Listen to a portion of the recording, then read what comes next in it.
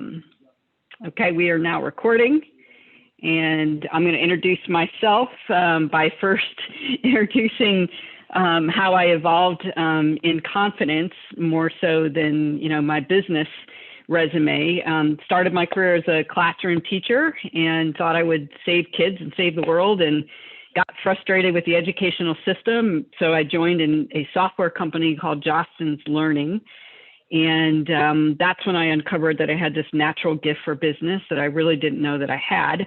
And I grew up inside this company, and they were fast tracking me, and I was like, oh, this is great. And then I got the entrepreneurial bug, I guess is probably the best way to say it, and got hired by an internet company called FlashNet, and was part of the team that took them public on the NASDAQ stock exchange. And then after that, the whole .com bust is really when I had my breakthrough in, or breakdown, I guess I should say, in confidence.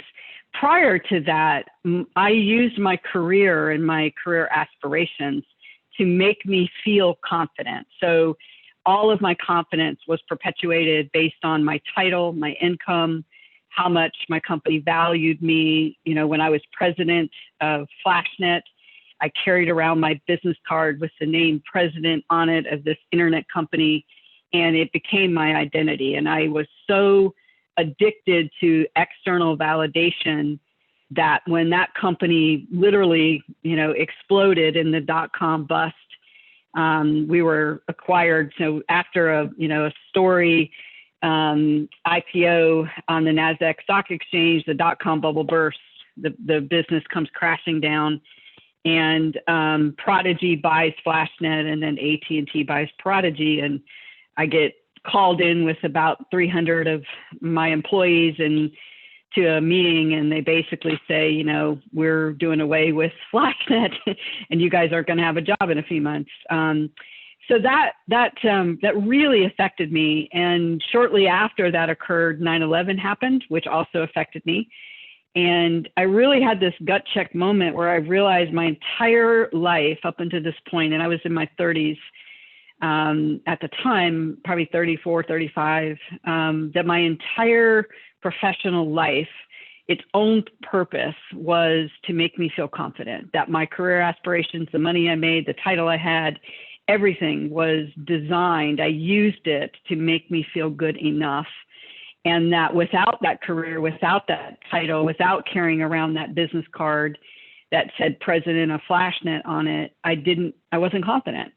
And I remember literally on the floor crying that I was having this crisis of confidence. I felt like a huge imposter because on the outside, I'd been on the cover of a magazine and was featured in media articles all the time in this region. And on the outside, it looked like I'd had it all together and that, I was confident. And on the inside, I was like a little kid who didn't feel good enough and that I'd never get picked to go to the party. So that led me to this discovery. And after I picked myself off the floor and wiped away the tears, I just said, you know what, I'm going to do something about this. And I went to the bookstore because I was now out of a job because AT&T bought Prodigy and Prodigy bought FlashNet, and I'm out of a job. It's 9/11, and I'm at the bookstore, and I was looking at these books on the self-help section, and there was this book on confidence. And I was like, that's my problem. I'm not confident. And I bought this book plus a couple of other books. And I literally sneaked through the store, and I literally, it was a Barnes and Noble back then, I don't think Amazon really existed, but I snuck through the store and I slid the book upside down so nobody could see the title was around confidence. And, it was one of those, this gut check moment of, I don't want to live like this. And I made a decision shortly after that I would never let external results or a company or success or failure tell me that I was good enough, that I was going to find a way to feel good enough no matter what happened externally, whether I was successful, whether I failed, whether a relationship worked or whether it didn't. I made this decision, and it was this cataclysmic decision at this moment in time where I decided that I would never let anything external tell me whether or not I was good enough. Shortly after that, I started my first solo entrepreneur venture. It was a consulting company called Latimark. I grew that to about $6 million in annual sales. We had about 40 consultants.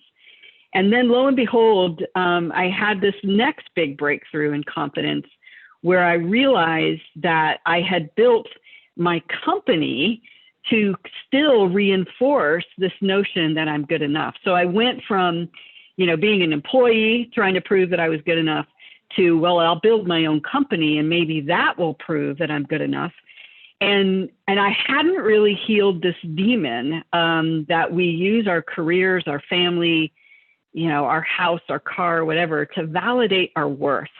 And the true aspect of confidence, as you're going to learn today, is it's an inner game. And we've developed some tools and methodologies that we use with our members that we're going to share with you today to help you work through that.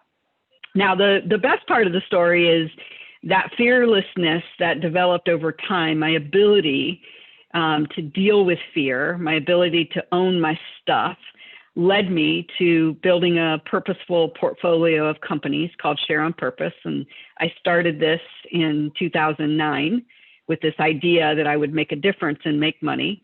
And we started a business cultivator and then a business speculator. And then that, of course, led to starting all of these different companies, the last of which is Shifco, the company that's bringing you this today. The weird thing was, though, this confidence challenge shifted again. And now I noticed during 2009 to about 2016 that I was starting to making a difference make me feel good enough. If I just make a big enough difference in the world, maybe I'll be good enough then. And so I still hadn't quite healed that. And some of the things that we'll be bringing you today are really methods that I developed in the last 5 years for how do you get unhooked from that demon as well. We're going to talk through 5 things today. First is understanding the 4 types of confidence. And that's one of my big breakthroughs that happened shortly after FlashNet went away. So that was 2001, 2002. I identified these 4 types of confidence. We're going to talk about stepping into your power and elevating your game. And we've got some speakers that we're going to bring in to share some of their techniques. Getting out of your comfort zone, which is a huge aspect. And how do you do that? What's the method for doing that? We're going to share those methods. And finding your inner champion. And along the way, I've got 3 guest speakers that are going to be sharing their tips. And then at the end, we'll talk a little bit about authentic business growth, and I'll answer any questions that you have about Shifco. So let's start with the 4 types of confidence. This was a big breakthrough for me back in 2002 when I was literally on the floor in tears because my company had gone away and I didn't feel good enough. There are actually 4 types of confidence. Developmental is how confident are you that you can learn how to do new things? I was really weak here, believe it or not. And I still see it today. I've been trying to learn how to play golf for 20 years and I can't swing the golf club and it just messes with me. I get very frustrated and then I don't ever want to do it because I feel like I can't learn how to do it. So that's still a weak area for me. Performance confidence, I'm actually really strong in.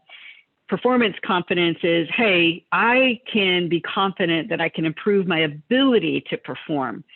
So there's a difference between developmental and performance, and you really ought to self-assess because they're very different. Developmental is, I flat out don't know how to do this. Cooking, marketing, sales, whatever it is, I flat out don't know how to do this. Well, is it that you're afraid because you don't know how to do it, or is it that you're afraid that you can't become great at it? Which of the 2 is it? But the 2 that are the most impactful for your success, especially as a conscious entrepreneur, is emotional confidence. And I learned this from Barbara DeAngelis. And what I call soulful confidence. Emotional confidence is your confidence in your ability to actually manage your emotions, to recognize that you're feeling anxious or afraid or that you're depressed or whatever the issue is, that you recognize, hey, I'm feeling this way now. What do I do about it? And emotional confidence is one of the most important attributes as a conscious entrepreneur because you need to be able to have skills to remove the fear and anxiety. And then soulful confidence is really just trusting this higher force, that there's something out there that's helping you move to that next level. Now, I'll give you an example of each of these. Developmental would be learning how to swim or learning marketing, doing it from scratch. Performance is, hey, I want to become better at active listening or improving critical thinking. I already know how to do it, but I want to become great at it. Emotional is feeling anxious and knowing why you're feeling anxious so you can change your emotional state. And then soulful confidence is trusting that even difficult things lead to positive outcomes. So that's an example for each of the four. The two that I have found the most important, particularly as a conscious entrepreneur, are emotional and soulful confidence. If you really build into your practice some of the techniques that we're going to go through today, they will really help you in those two areas. Now, with that setup, I'm going to bring on one of our coaches, Michelle Baker, and Michelle's going to share some of her strategies for how you step in your power and elevate your game, and both work on the performance side as well as the emotional side. Michelle, take it away. Yes. Can you all hear me? Yep. And so, Terry, do you have a screen share? I just have 6 slides that will. Oh, did you share that, or did I share that? Yeah, these are the slides that you gave me. Do you have different ones? It's the same ones. I just condensed it down to 6. Oh, okay. Well, we'll just go with this. All right. So we'll go with this. So basically, just reminding people why we go into business. And there's a fact that I've learned recently that less than 1% of the population are business owners. So the step into business is a huge endeavor. It comes with it all the things that we are not aware of. We have this ideal, we want to get success. We see the open territory before us. The challenge is that not recognizing that doing this endeavor, you're inviting more. So you said you want life to be more, better, or different in some fashion. You're looking for more income, more freedom, more time, more accolades. You're different from your current job situation, and you want it to be better, right? Most people don't step into an endeavor that they've never done before, not wanting it to be better. So the challenge with that is that it often feels like it doesn't feel like more when it happens. And what I remind people is that as a human being, whenever you ask for more, the only time we're delivered more is when we're faced with the obstacle, when we're faced with the fear. I think Stephen talked about the fear isn't real. The acronym for fear is false evidence appearing real, or feel everything and rise is another one of my favorite acronyms for fear. That when you say you want more, the only time you acquire more is when you become more. And that's when you face fear, obstacles, setbacks, doubts, overwhelm, second guessing, the imposter syndrome, critics, naysayers, delays. So business rarely goes the way you think it will go, and it's still working in your favor. As Terry mentioned, getting the skill levels, that emotions, the mastery of trusting yourself, all of that encompasses what creates success, because without that mastery, you will forever be looking outside of yourself, doubting yourself, right? When you truly believe that why you stepped into business is valid enough reason, that's when you begin to master yourself, and that's when you begin to cultivate your incredible gift that you're given to give the world. And when you get that pure confidence that you are enough, I am enough, I'm smart enough, I'm pretty enough, I'm intelligent enough, that the only time we ever have in life is now, this moment that we have right now. And that in this now, I'm going to make the best decision with everything that is equipped in front of me right now. So having said that, I created this quick acronym so that dream big, because what people forget and don't realize is that when you have the capacity to either dream big or just dream or getting by, or just remember what went wrong. So when you're dreaming big, you're actually catapulting yourself into the vastness of possibility. So thinking about your business, what is the grandest and greatest vision of what you can do with your business, right? Instead of just trying to get by, pay bills, take care of your kids, think about and imagine what would happen if you could impact your community, if you could impact your world, if you could set up a legacy for the generations to follow you. And that energy will help you to also see the limitless possibility that you have access to. So certainty, the question I ask people, believe. What did you believe when you started your business? When you stick with your why and you cultivate and you grow that why, like 1 in 5 successful entrepreneurs who actually took the time to create a vision of their why, they actually were able to deliver it. Remember, no great thing, no greatness is achieved without first having a belief. Someone had to see it in their mind's eye before they set out to create it. So getting clear and creating a visual support in a vision board form. You could put it on your screen. Some people go and create little mini movies. You could put it in a journal, but some visual support of what you believe, because your unconscious mind does not know the difference between your past and a vividly imagined vision of your wonderful and amazing future. So what does that do? Once you get clear on why you believe, it then begins to cultivate your imagination. Your imagination makes you infinite. I always go back to think about little kids don't know that they can't. They can't is conditioned into us, right? So can't is you actually are looking and believing in the circumstances instead of believing in the infinite possibility that the challenge has brought you. As a business owner, every problem is your gift to create the solution. Every challenge and obstacle is your gift to believe and to step into sourcing all of these things that you already know. Your unconscious mind is a storehouse and a warehouse for everything you've ever done. You won't tap into it without belief. You will not get the infiniteness and the capability of what you can do without the belief. So imagination, businesses that put in meditation practices have seen increases of upward of 520% in profit. In just 2 weeks of a consistent meditation practice, you will see your productivity can go up by 120%.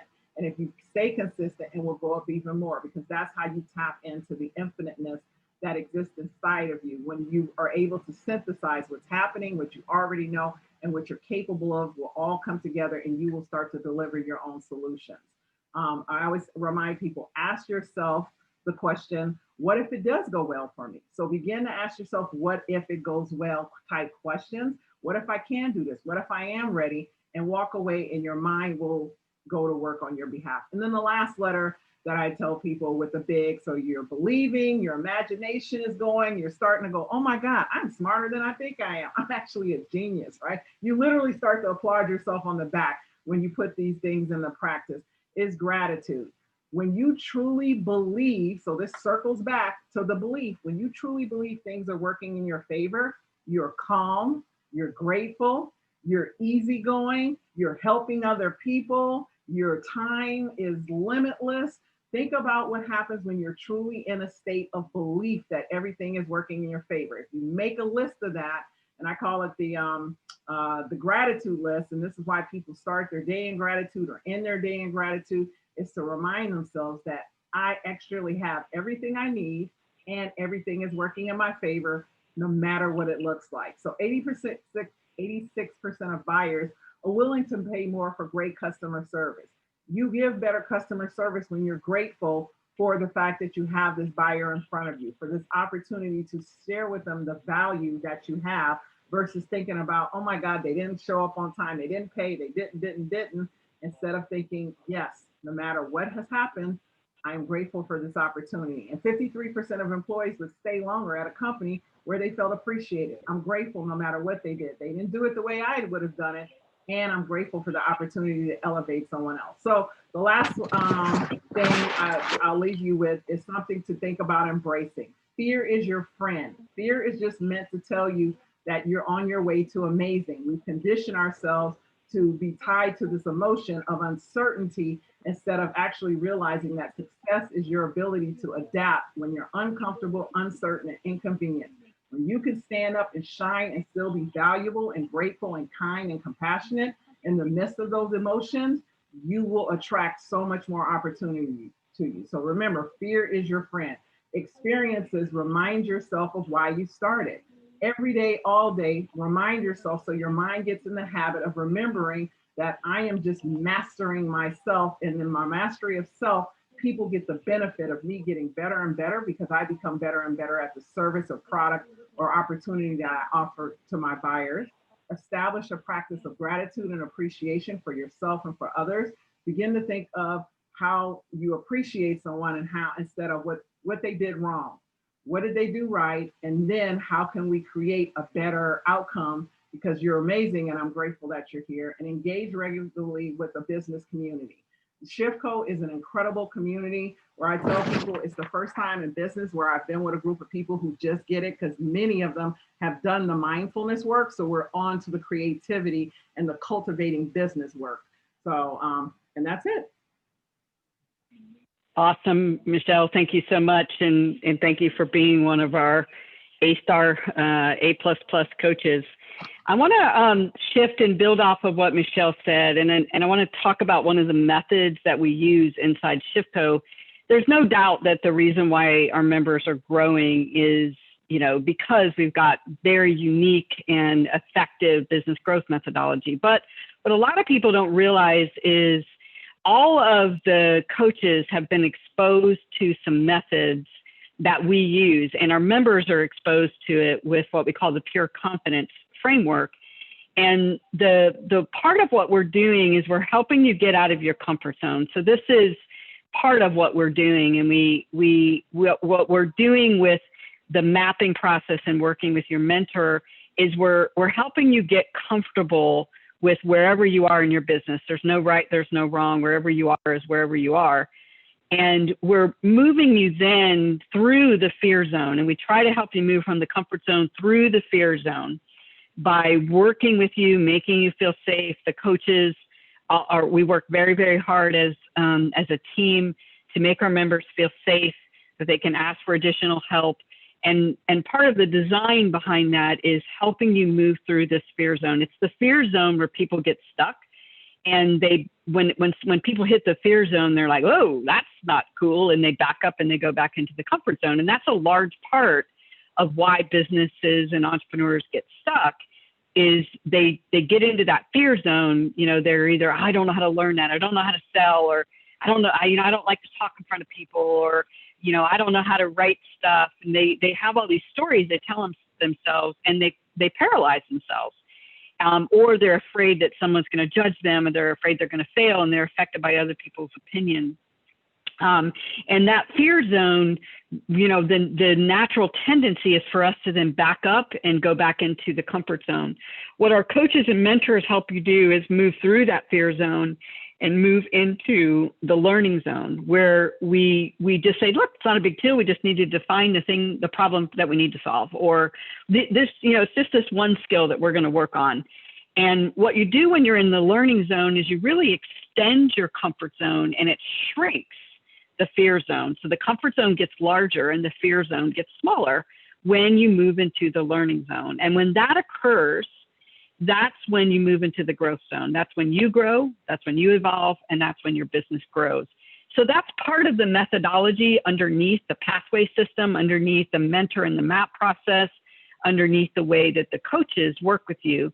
And to illustrate that, I want to introduce you to one of our members. Michael came to us. He came to one of our first live events that we had before COVID. And he had a business at the time called Real Human Media, but he had a calling that was really what he wanted to do. So Michael, I'm going to turn it over to you, and then you can share with folks how you moved out of the comfort zone through the fear zone and into the learning zone. Michael? Yeah. Can everybody hear me? Anybody give me a wave from, yep. All right. Awesome.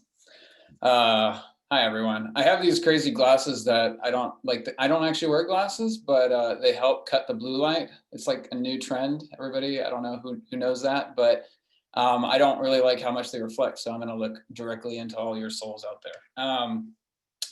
Anyway, so yeah, my story is mostly fear-based, I guess, in the sense that Real Human Media in and of itself was a symptom of that fear. So I came in into 2019 really discontent, coming out of a place of just feeling like I had dragged myself through years of doing video production.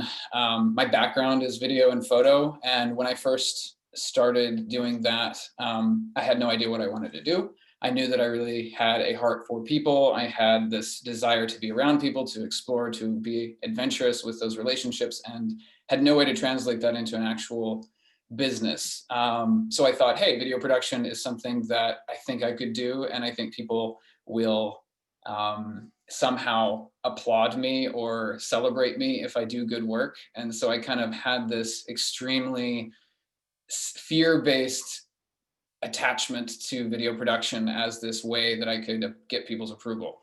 I think every time I talk about it, I get a little bit more raw and a little bit more real about how, I guess, inauthentic that fear was, but it was also as authentic as I could be at that time in my life. And in 2019, I decided I wasn't going to do that. And so I thought, okay, I'm gonna go back to this one idea that I had about capturing family stories related to an experience I had with my grandmother. And I filmed my grandmother talking about her life, and she was deep in dementia. And I wanted to just capture this one moment from her in time that I thought maybe she could just recall her experiences. And so I had that moment with her, and then she passed away. And then I showed everybody the content that I had filmed from that. And it was very like, it just kind of shook the earth a little bit. Like, what is this thing that I found? And it took about 2 years from when she passed away for me to actually step off and really, take a plunge. But instead of taking a plunge on my own, I decided, oh, I can't do this on my own. I need to bring in my friends. And as much as people have advised, don't work with your friends, I thought, hey, I'm going to, just bring people on board who also need a purpose and need direction, and we can all find it together. And that ended up being very within 2 weeks, I realized that wasn't the best idea. I was like, I think I made this decision out of fear, and I just decided to pay one of my friends 6 months worth of salary out of my own savings, and because I was afraid to do it on my own, and he's not even going to help me do this on my own. So that was insane. And we spent all of 2019 realizing how that wasn't going to work. And then we transitioned with the earlier name of Real Human Media was Providence Creative when we were trying to do this really sentimental family storytelling business. Real Human Media was a byproduct of us realizing we couldn't do that, and we had to switch back to doing production like we'd all been doing on our own. So we ended up kind of pooling our resources and forming this company that all represented our own individual kind of pursuits as freelancers, and ended up in this codependent mess of a company called Real Human Media. So I stumbled into 2020 and I thought, okay, I'm more of a sales guy, so I can find all these opportunities for Real Human Media, and was, on Meetup or some site and found Shiftco and thought, hey, I like conscious entrepreneurship. That sounds exciting. And so I went representing Real Human Media and found this, really awesome community, which then as Real Human Media started to disintegrate with COVID and everything else, I kind of just stayed attached. And all through 2020, I was trying to figure out what the future of Real Human Media was going to be. And then when it got to the place where I decided I was no longer going to be a part of Real Human Media once we came into 2021, I didn't really know what to do. And Shiftco and just the community helped me kind of figure out, okay, like I need to go back to the roots of what I really wanted to do, which was working with this storytelling company, like this memory capturing company. And I kind of half-heartedly just stuck it out. Like Shiftco became sort of an anchor, sort of just like almost an accountability system where I was trying to do the programs. I was trying to stick with what was presented to me. And eventually I had both Terry and, Lori, these different coaches just kind of see me in one course one day and say, you they didn't say this, but it was almost like, you look dead inside. What's wrong with you? And I was like, I'm having trouble with confidence. I'm worried that this company in and of itself is another manifestation of me just trying to find myself or to prove myself. And I don't want it to be that. I don't want this to be, I called it a purpose monster. I didn't want my ability to bring something good to the world to be another place where I was just trying to find my self-worth. And through just some real deep surgical soul searching, I was able to figure out a path forward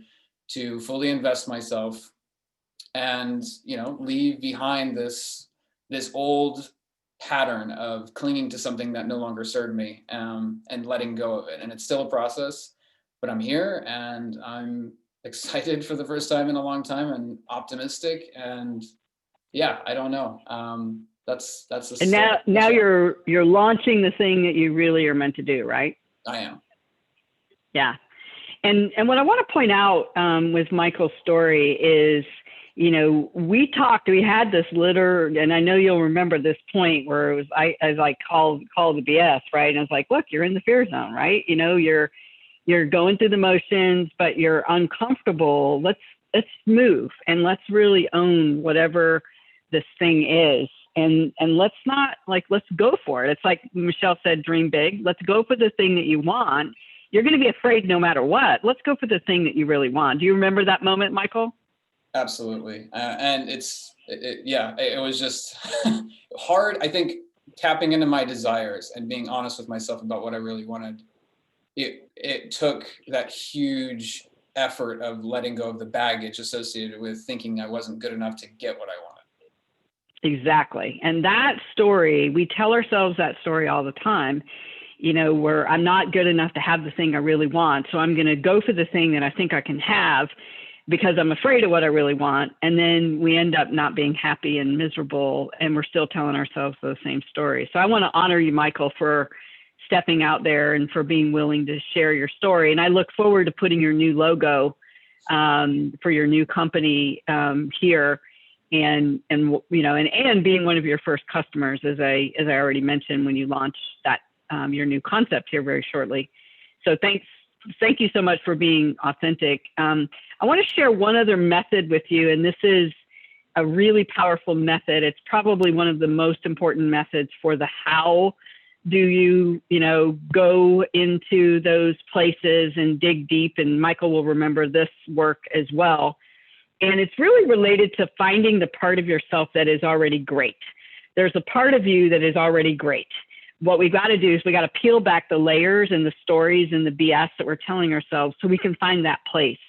And before I go through that really powerful method called pure confidence, I want to have another person share her story who did this same work and found that place in herself where it wasn't about failing or not failing. It was about the going for it. And what she did as she was going through this process is she worked through this framework, as did Michael. And I'm going to intersperse her story and let her talk in just a minute and talk about this notion of what we call the pure confidence framework. There's a whole method behind this. There's a whole pathway behind this. For our members, we have a 12-week collab that's launching in February that is on this method. And what the method does is say, stop. First of all, let's get out of the basement. You can't pretend nothing's wrong. That was basically what I was talking to Michael about. Michael, stop pretending, that everything is hunky-dory. We can see that the light's not on in your eyes. Like, stop the game, right? And then when that happens, when you have that someone shaking you a little bit, you start to say, okay, something's wrong in me. I'm not, I don't know what it is, but I'm going to own it. That is the most empowering piece. And we have this system, it's a barrier mapping system that we work members through where we help you actually identify the very specific barrier that is holding you back. Is it not good enough? Is it self-worth? Is it fear of failure? Is it need to know, which was Beverly's issue? She had a need to know. I need to know I can do this before I start. I need to know how to do that before I do this. And she's probably laughing right now. I need to know, how to do this before I do that. And this need to know barrier, once you identify it and you can begin to see the pattern, well, all of a sudden now you're like, wait a minute, the pattern is controlling me. I'm not controlling my life. And it starts to wake up that inner champion. And that second floor is really where self-healing and mastery really begins. And that's how you move into the learning zone and into the growth zone. And when you're in the growth zone, you're really working on the real problem, not the symptom. It's not a time management issue. It's not a, I don't know how to do it issue. I don't know how to sell. What it is need to know, or fear of success, or which was Michael's. He had fear of success. Beverly's was need to know. And once I know what the barrier is, I can do the real work to heal myself and to gain mastery over that barrier. And that's when you move into the third floor where peace is. And so we have this very powerful pure confidence framework. And we have what we call a collab. It's a 12-week program that our members have access to kicking off next month to actually unhook themselves from their barriers, from their patterns, and move into self-healing and mastery where they find peace. And the beautiful thing about the barriers and patterns, it doesn't mean the fear goes away, as Michael would tell you or Beverly would tell you. It doesn't mean the fear goes away. What it means is you're now equipped to move past the fear by finding this place in yourself where that champion exists. So, Bev, I would love for you to tell your story about how you stepped into that champion power and you got over the need to know barrier and you went for what you wanted to do. Take it away. Hi, guys. All right. I have no idea what's going on with my camera. As long as you can hear me, all good. Terry, you were right. I was laughing. Totally called me out. Okay. So I pretty much lived between floors 1 and 2 for a long time, right in the middle. And the thing is, like the steps that I took, and you're right, I continually take, because it's not like you deal with it and it's gone and never comes back. It does come back, maybe with decreasing intensity, but it does come back. So it is an ongoing inner game that I seem to be going through. But the 5 steps that I took is 1, the acknowledgement that I was feeling fear, because there's a lot of excuses that come in this step, I find, because the discomfort can be mistaken as something else. For example, if it doesn't feel nice, then it's not meant to be, kind of thing. So yeah, a lot of excuses come in this step. The second step that I find important to me is the awareness of what kept me stuck, hence between the floors 1 and 2. Yes, and the big one here is needing to know how, what, when, where. So controlling of how things happen. The need for clarity, and I am a clarity chaser, so to speak, and that is, as much as some people think that's productivity, honestly it does keep me stuck. So the awareness of that really helps push me along. So trust factor is big in this step. Third, the awareness of what I want, and I started with the bigger picture. I understand the law of attraction community is always get more specific. But again, there's my need to know. If I don't know the specifics yet, I get stressed out that I don't know the specifics yet. So I got to be mindful to step back and keep it general, and keep the end goal of what I want rather than, well, what's the steps to the end goal? 4 is just deciding to get out of my comfort zone. And this to me is important when it comes to being mindful of not distracting yourself with external things, just to cover that discomfort. So yeah, it is just a matter of deciding to be okay with feeling uncomfortable sometimes as you grow, instead of wait till you're comfortable and then you grow. It doesn't really happen that way. And 5, the tools that I use to help me move through certainty and fear is journaling. So to me, that's mainly intentions and gratitudes. Meditation, that helps with my faith and trust. A support network, ShiftCo is that for me. Reading uplifting books. I'm an e-reader nerd, so all of that is all about personal development. Tuning into my intuition. I guess that it does tie with meditation.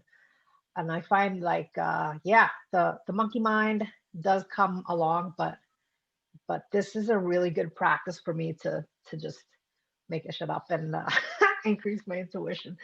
Sound therapy, I personally really like. So the solfeggio frequencies, binaural beats, that helps me stay present. And I don't know what it is about it, but it does. I don't know. There's some kind of shift happening inside from listening to those. And finally, Bach flower remedies. I really like homeopathics, but when it comes to the Bach flower remedies, there's 4 in particular, and I always suggest people this with fear. It does kind of help. It's not like a A to Z kind of help, but it does help. So the 4 is called olive, wild oat, serrato, and larch. Those particular Bach flower remedies do help with inner fear. Okay, so in a nutshell, finding my inner champion and feeling like you deserve it isn't about waiting for all your ducks to be in a row. It's exactly what Terry said. It's feeling afraid and doing it anyways. That's pretty much my main point. Yeah, and I really want to applaud you because I could tell when we have a pathway that's called formation when somebody knows they want to be an entrepreneur, but they're not sure what. And Trisha and I are the coaches for that pathway. And Beverly, as she was going through this, I was like, girl, your face is lighting up every time you talk about this thing. Why don't you just do this thing? And she was like, oh no, I don't know how to do that. I'm like, so what? We'll figure it out. She's like, oh no, I don't know how to do that. and I was like, Beverly, she's like, well, I think I'll do this other thing over here that I'm more comfortable with. And I'm like, no, so this idea of going for the thing that you want and the resources will show up. That's a big part of what we try to create in the ShiftCo pathway systems are these different pathways. And, you heard them talk about how they, use those steps to move them through. But the real power, guys, isn't ShiftCo. It's finding that inner champion that is in there. It is in there. And you've just got to just dig a little deeper and move through those steps, move through the first floor, move to the second floor. Once you identify, oh, it's need to know, or it's fear of success, or it's not good enough, or whichever that barrier is, you just basically just look that barrier in the face and say, it's either you or me, and I'm going to choose me. I'm not going to play this not good enough game anymore. And then boom, that champion's like, yeah, now we're talking, and you move forward. So I'll just end with this. I'll tell you just a little bit about ShiftCo, and then we'll stop and take any questions that you have. But we combine inside ShiftCo amazing business growth training, probably some of the best you're ever going to find. But we combine it with these personal methodologies, what we call personal fuel. We've got things called Success Accelerator. We've got things on peer confidence. Like I said, we've got this 12-week collab that all of our members have access to. All of the coaches like Michelle, they bring their tools to the party. And we're working on our personal selves along with the business training, along with the leadership training. And what I can say for sure is your business will grow using the platform. That's the thing that we're the most proud of. It's why you probably heard about this from a ShiftCo member. It's because their business is growing. Secondly, you will evolve as a conscious leader because of the support and mentoring that you have. Every member has a mentor, and every member has at least 2 coaches, a phase coach and then pathway coaches. Third is collectively we'll make a bigger impact. We do everything together. We collaborate, we bring business to each other, we learn together, we grow together, we support each other, we cheer each other on, we pick each other up when we fall, we share each other's content. There's this idea that we truly are stronger together. The process that we use is very powerful. It starts with your mentor. The mentor will use this diagnostic prescriptive tool called the MAP, and they're going to help you figure out what's the one thing you need to focus on to grow your business. Then you're going to get what we call the core learning path. Your core path is the skill that you need for that one thing. So it's a training program that's online that you can work on at your leisure. Then you get coaching. The coaching is great. Kevin is also, he's our differentiation coach. He's on as well. Trisha's here. She does formation. Kelly is the foundation coach. We've got other coaches as well, but the coaches help you apply the skills to your specific business. And it's highly customized. You do small group coaching, but you also do one-on-one coaching. We look at your website together. We look at your marketing strategies. we do all of those things together. And then lastly, of course, is the community, which there's no way really to describe that unless you experience it. And we use a platform called Shift Connect to connect to each other and to our various groups. Now, the last thing I'll say, and then I'll end the program and take any questions that you have, is what we're doing with each member is we're moving you through what we call the Conscious Business Growth Platform. So launch is when your business is 0 to 10K. There are 7 different pathways to get you from launch to shape. You might need only 3 of them because you've already got some of the pieces. Or if you're like Beverly and you're like, I just know I want to be an entrepreneur and I don't know what my business is. She started on pathway 1. Doesn't matter to us. You have 7 different pathways to move from launch to shape. When your business is in shape, there's 14 different pathways to go from shape to build and so on and so forth. And we literally move you through these systems. Some of our members stop in shape. They don't want to build a multi-million-dollar business. It's not, something they're passionate about, and they stop in shape, and we help them become more profitable so they can make a bigger impact. So all of those pathways help you move through these different business phases. And in each phase, you're working on a different set of skills. And how that works is the mapping process. So if you're in launch or shape, you're going to be in what we call map A, and 7 pathways in launch, 14 pathways in shape. And your membership fee is $195 a month. That includes everything. It includes the collabs, the coach, the mentoring, the training, the events, the whole bit. $195 a month, no long-term commitment. Try it for a month, check it out. If you get into build and evolve with us and you really want to start scaling your business, there's a lot more in-depth coaching that occurs one-on-one, lots of intense. Sometimes it's every other week one-on-one with a coach. That's $225 a month, and then grow and scale is $325 a month. And that's where we're working on preparing you for an exit or a capital raise or something like that. So that's how ShiftCo works. 3 different pathways. As I mentioned, we combine business fuel, leadership fuel, and personal fuel all together. And then we tie it all with this beautiful system called Shift Connect, where we all, everything that we do is inside Shift Connect. So that's ShiftCo in a nutshell. I'm going to go ahead and stop the recording. And if anybody would